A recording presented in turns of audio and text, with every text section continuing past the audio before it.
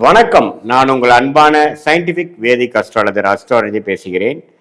நல்லது நினைப்போம், நல்லதே நடக்கும்.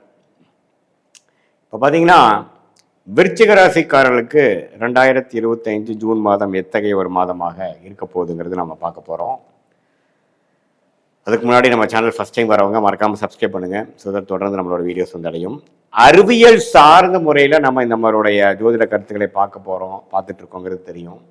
சயின்டிஃபிக் வேதிக் அஸ்ட்ராலஜி முறையில் எந்த விதத்திலும் மிகைப்படுத்தாமல் மூட நம்பிக்கைக்குள்ளே போகாமல் உள்ளது உள்ளவாறு நம்ம கிரகங்கள் நம்ம கர்ம வினை போன ஜென்மத்தில் செய்த பாவ புண்ணியங்களுக்கு தகுந்த மாதிரி நம்ம கர்மா எப்படி செயல்படுகிறது, அதுக்கு கிரகத்தின் சஞ்சாரங்கள் எப்படி உதவுது அப்படிங்கிறத நம்ம சயின்டிஃபிக் அடிப்படையில் பார்த்து கொண்டிருக்கிறோம். அந்த அடிப்படையில் விருச்சிக ராசிக்காரருக்கு ஜூன் 2025 எப்படி இருக்குன்னு பார்க்கும்பொழுது, ஆண்டு கிரகம் என்று சொல்லப்படுகிற குரு அஷ்டமத்திற்கு போகிறார். ஏன்னா ஆல்ரெடி பார்த்தீங்கன்னா ஜூன் மாதம் பிறக்கிறப்பவே குரு பயிற்சி ஆகிவிட்டது, ராகு கேது பயிற்சி ஆகிவிட்டது, சனி பயிற்சி முடிந்து விட்டது.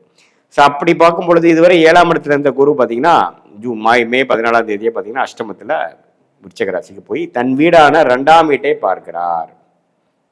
அதே சமயத்தில் 11ஆம் வீடு என்று 12ஆம் வீடு என்று சொல்லப்படுகிற அந்த விரயபாவத்தையும் பார்க்கிறார். அதே சமயத்தில் 4ஆம் இடம் என்று சொல்லப்படுகிற இடம், வீடு, வண்டி, வாகனத்தை குறிக்கக்கூடிய, தாயாரை குறிக்கக்கூடிய 4ஆம் இடத்தையும் பார்க்கிறார். ஸோ அப்படி இந்த அமைப்பு என்ன கொடுக்குதுன்னா, பணம், வீடு விஷயங்கள், இடம் விஷயங்களில் கொஞ்சம் வர்த்தகம், கொஞ்சம் விற்கிறது, வாங்குறது, அது மூலமாக சில பணம் சுப செலவுகளுக்கு வேணுங்கிறதுக்கு ஒரு பணம் திரட்டுறது, ஒரு இன்வெஸ்ட்மெண்ட்டுக்காக பண்ணுறது, அது மாதிரி நிறையா அமைப்புகளை கொடுக்கக்கூடிய அமைப்பு விருச்சிக ராசிக்காரர்களுக்கு சில முயற்சிகள் எடுத்தாவே நடக்கும். 4ஆம் இடத்து குரு பார்க்கறதுனால 12ஆம் வீட்டையும் பார்க்கறதுனால நான் ஒரு வீட்டை கொடுத்து, ஒரு இடத்தை கொடுத்து, ஒரு பூமியை கொடுத்து, போன ஜென்மத்துக்கு போன ஜென்ரேஷனில் வாங்கின சில விஷயங்கள், பூர்வீக விஷயத்தை சிலது கொடுத்தோ அல்லது இடத்தை கொடுத்து சில அமௌண்ட், சில சுபகாரியங்கள் செய்து அது மூலமாக நிதி திரட்டுவது, அது மூலமாக பிஸ்னஸில் இன்வெஸ்ட் பண்ணுறது, சில கடனை அடைப்பது, அது மாதிரி சில விஷயங்கள்லாம் கொடுக்கக்கூடிய அமைப்பு கண்டிப்பாக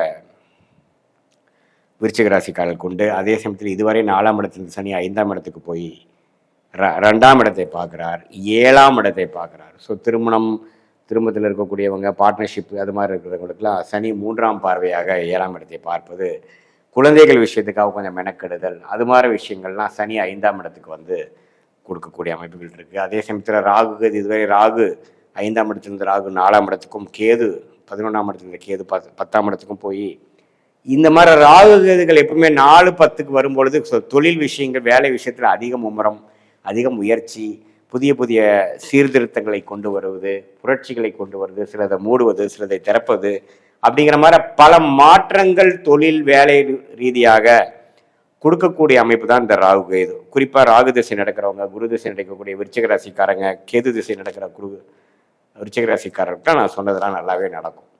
ஸோ ஆண்டு கிரகத்தின் சஞ்சாரங்கள் இப்படி இருக்கும்பொழுது மாத கிரகத்தின் சஞ்சாரங்கள் எப்படி இருக்குன்னு பார்த்தீங்கன்னா, இதுவரை 8ஆம் இடத்துல மிதுனத்தில் விருச்சிக ராசிக்காரர்களுக்கு எல்லாமே 8ல் போய் இருந்து பல மன உளைச்சல்கள், பிரச்சனைகள், இக்கட்டான சூழ்நிலைகள் கடந்த 3 மாதமாக 4 மாதமாக விருச்சிக ராசிக்காரர்களுக்கு கொடுத்தது பார்த்தீங்கன்னா, இப்போது 9ஆம் இடத்துக்கு நீச்சமாக இருந்தாலும் பரவாமல் ஓரளவுக்கு பரவலாக மாதத்தின் 2வது வாரத்திலே பார்த்தீங்கன்னா கடகத்துக்கு வருவது அருமை. ஸோ அது ஒரு நல்ல ஒரு மனமாற்றம், ஒரு நல்ல ஒரு உத்வேகம், புத்துணர்ச்சியை கொடுக்கக்கூடியது. இதுவரை 8ஆம் இடத்துல பகை வீட்டில் இருக்கக்கூடிய அந்த செவ்வாய் இப்போ ஓரளவுக்கு நீச்சமானாலும் 9ஆம் இடத்துக்கு வருவது கொஞ்சம் நிம்மதி, கொஞ்சம் பெருமூச்சு பெறக்கூடிய, ஒரு நெகட்டிவிட்டியில் கொஞ்சம் கம்மியாகக்கூடிய ஒரு அற்புதமான ஒரு பயிற்சி விருச்சிக ராசிக்காரர்கள். ஏன்னா அவர் ராசி அதிபதியாக போகிறார் இல்லைங்களா. அதே சமயத்தில் ரிஷபத்தில் இருக்கக்கூடிய புதன் 8ஆம் இடத்துக்கு போய் ஆட்சி பலம் பெற்று குருவோட சேர்ந்து சூரியனோட சேர்றார். அது பார்த்தீங்கன்னா கொஞ்சம் மறைமுக இன்கம், இதை இன்வெஸ்ட்மெண்ட்ஸ் பண்ணதில் ஒரு பல வருடத்துக்கு முன்னாடி இன்வெஸ்ட் பண்ணதில் ஒரு லாபங்கள் வருவது, அது மூலமாக பொருள் ஈட்டுவது, அப்படிங்கிறதெல்லாம் நல்லா கொடுக்கக்கூடிய அமைப்பு கண்டிப்பாக விருச்சிக ராசிக்காரர்களுக்கு உண்டு. அதே சமயத்தில் சூரியன் மாதத்தின் 3வது வாரம் பார்த்தீங்கன்னா 7ஆம் இடத்துல இருந்த சூரியன் 8ஆம் இடத்துக்கு போடுவது, இது மறைமுக இன்கம், பிஸ்னஸில் இன்கம் வராமல் மறைமுகமாக ஏதோ ஒரு காரியம் இன்வெஸ்ட்மெண்ட் மேலே பண்ணதை விற்பதனாலேயோ, ஒரு கூட்டு தொழில் மூலமாக வருவதனாலேயோ, ஒரு டாப்அப் லோனில் வர மாதிரியோ சில விஷயங்கள்னால நிதி பணப்புழக்காட்டங்கள் கொஞ்சம் அதிகமாக வரக்கூடிய அமைப்புகள் கட்டாயம் உண்டு.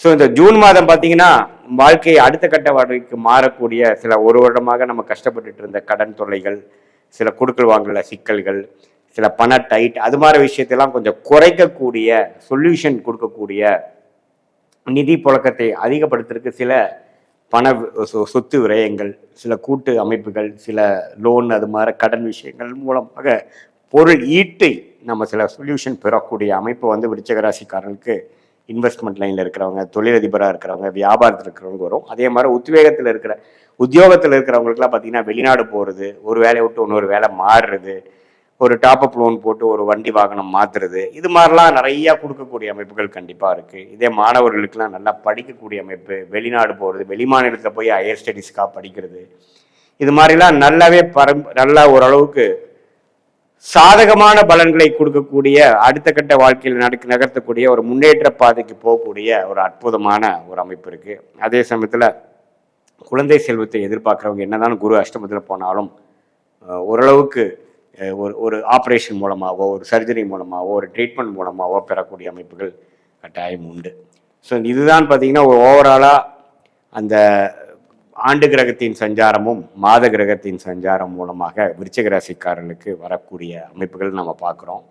இது பொதுவான பலன்களை தவிர உங்களுடைய ஜென்ம ஜாதகத்தில் எத்தகைய ஒரு பலாபலன்கள் போய்கொண்டிருக்கிறது, அது மூலமாக உங்களுக்கு வந்து எப்படி ஒரு துல்லியமான பலன் எடுக்கிறது, நீங்கள் அடுத்த 3 மாதம் 4 மாதம் எப்படி போகும், எந்த நேரத்தில் எது செய்யணும், எது மாதிரி கேள்விகளுக்கு எது மாதிரி ஆன்சர் உங்கள் ஜாதகத்தில் இருக்குது, கர்ம பலன் என்ன சொல்லுதுங்கிறதெல்லாம் பார்த்து தக்க முடிவுகளை எடுத்து அதற்கு தகுந்த மாதிரி நீங்கள் முடிவுகளை எடுத்து அதுக்கு தகுந்த மாதிரி வாழ்க்கை சம்பவங்களை நீங்கள் அமைத்து கொண்டு ஆனால் தேவையற்ற சமய விரயங்கள், தேவையற்ற பண விரயங்கள் எல்லாம் தவிர்த்து வாழ்க்கையில் வெற்றி பெற முடியும் என்பதை நான் கேட்டுக்கொள்கிறேன், உறுதியளிக்கிறேன். இது வந்து அறிவியல் சார்ந்த சயின்டிஃபிக் வேதிக் அஸ்ட்ராலஜி முறையில் பார்க்கக்கூடிய ஒரு துல்லியமான ஒரு அமைப்பு. நான் இப்போ சொன்னது பார்த்தீங்கன்னா ஒரு பொதுவான அமைப்பு வந்து விருச்சிக ராசிக்கு இருக்குதுங்கிறது நீங்கள் தெரிஞ்சுக்கணும். மீண்டும் மற்றொரு காணொலியில் சந்திப்போம். நன்றி, வணக்கம்.